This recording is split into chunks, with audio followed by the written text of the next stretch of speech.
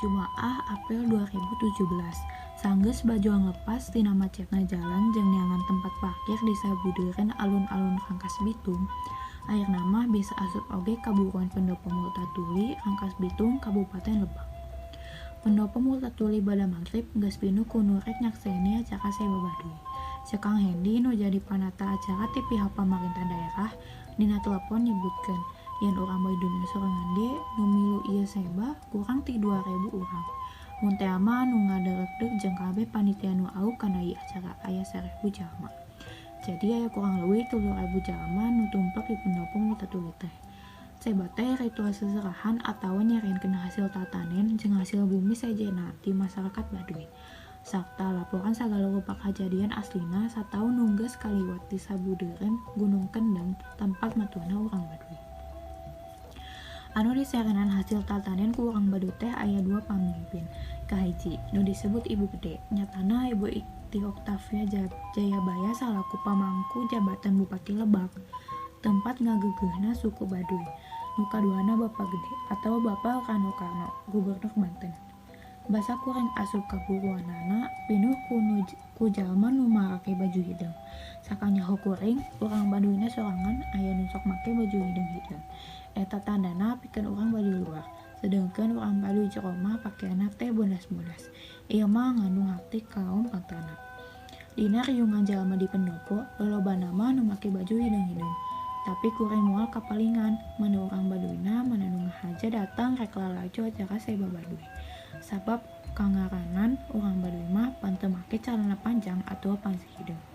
Kolot budak ge sarua di calana pondok. Nya Kang Hendi anu ngabicaan rek aya acara seba teh. Jadi tadi sore ge ngahaja miang langsung ti pagawean. Teu kaimah heula, urang kantor marentakeun kuring sangkan bisa ngaliput kagiatan salila lumangsung acara nepi ka rengsena. Bari nyolendangkeun kamera dina taktak, datang teh langsung neangan Kang Hendi, teu susah. Mungguing inyana mah di tukangan panggung. Nya pan tukangan panggung teh aya langsung khusus ka panitia pelaksana. Kumaha sehat Kang Hen? Cek kurang basanggeus panggih jeung Kang Hendi. Alhamdulillah, tapi nya kieu kami mah riweuh hampura mun teu bisa nyugemakeun panerimaan kami. Kang Hendi mah mandapan. Tenang we Kang, dimalum pisan atuh. Kang bisa minta tulung lah hayang ngobrol jeung Bu Gede. Cek kuring bari ngaluarkeun rokok. Lin rek nepungan Bu Iti Kak. Da teu meunang bari udut atuh, sok pareman rokona tuturkan kami urang langsung we ka jero. Da geus dicaritakeun ka Ibu ge rek diliput jeung diwawancara ku Kasep. Hendi nyokocos. Teu burung dituturkan oge ku kuring sanggeus micieun heula rokok kana asbak gede nu aya di gigireun panto asup. Saenyana sanggeus ngaliwatan rohangan nu rada lega aya panto asup. Hendi ngetrokan heula panto terus asup. Dina kursi aya sababaraha urang nu keur nyang hareupan meja panjang bari aya cikopi ngebul keneh. Bu, ieu ka Asep wartawan ti Jakarta nu dicarioskeun tadi siang teh. Kang Hendi ngawanakeun kuring ka Bu Iti nu harita keur ngobrol jeung duka jeung saha. Kuring sasalaman. Sok nya Kasep bisi rek ngawawancara ibu mah derwe. Aya waktu 1/2 jam deui ka acara dimimitian. Cek Kang Hendi deui. Kami mah rek nyiapkeun heula acara Kak. Teu lila ukur sabarapat jam wawancara rengse da memang perlu nage kutipan sababaraha kalimah. Engke mun geus rengse acara omat ulah wakabaliknya Kang. Urang ngariung heula di dieu bari ngopi. Ibu Iti mah padonan. Mangga Bu, insyaallah. Tembal kuring. Laju ngangklung rek ka tukang balik terus kaluar angkaman teh. Megampang ngalengkehna nyanuring mundurkeun kursi. Kang Asep dikencan jol aya nanya. Dilieu, geuning aya list di dieu tos lami ceuk teh. Gap kana leungeunna sasalaman ngahaja ka dalila nyeukelan leungeunna. Abdi mah ti dinten Rebo Kang ngiring miang ti kadu ketuk. Baruk atuh ngiring mapah ti Baduy nya. Kuring nanya bari rada keurung. Mun Kang, mu ngiring mapahna mah da teu leuwih paling 3 kiloan eta hoyong nyarengan ayah musrik mapah. Akang nembe sumpingnya dijawab ku engguk. Jemling sakedapan. Lis tambi gelis wae, rek pipina beureum katuru katampu lempo di jero rohangan kelir koneng. Akang mah manehna luak lieu ka kenca katuheuneun, bisa jadi puseur perhatian. Akang sono Lis, orang teraskeun ngobrolna di luar yuk. Leungeunna dibetot, Lis nuturkeun tukangan.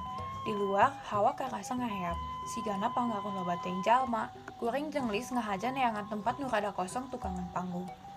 Enya can cacap ngobrol ge kabur aya bewakat ti panitia, cenah cara rek dimimitian. Angkanan teh tenang we dah, acara di Banten teh masih lila, aya kene waktu, pan disukan ge nyambung ka Serang.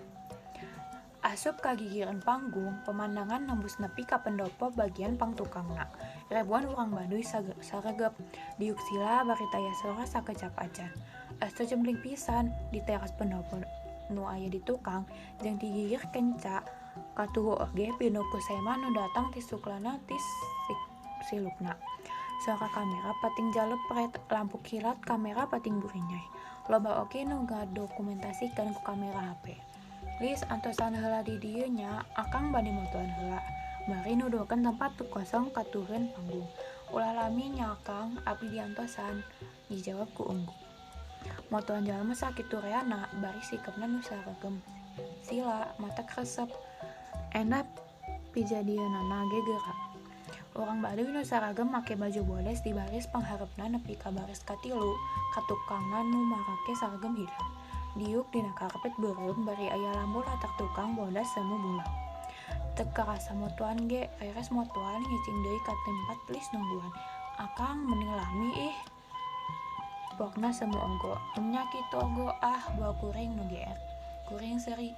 Punten kada lami, tu da resep motoan objek nu kieu mah.